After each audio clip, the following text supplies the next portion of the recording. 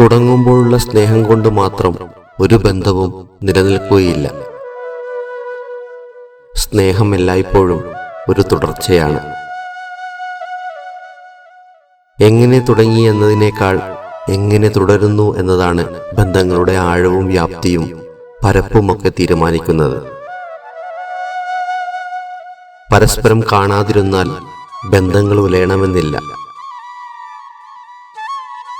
അടുത്തിരുന്നാൽ ബന്ധങ്ങൾ കൂടുതൽ ഇണങ്ങണമെന്നുമില്ല.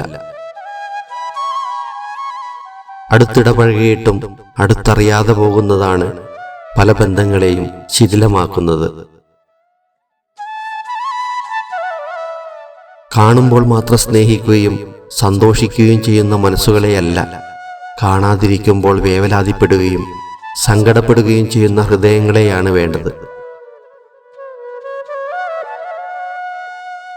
അടുത്താകുമ്പോൾ അനുഭവങ്ങളാലും അകലത്താകുമ്പോൾ ഓർമ്മകളാലും ബന്ധങ്ങൾ നിലനിൽക്കണം.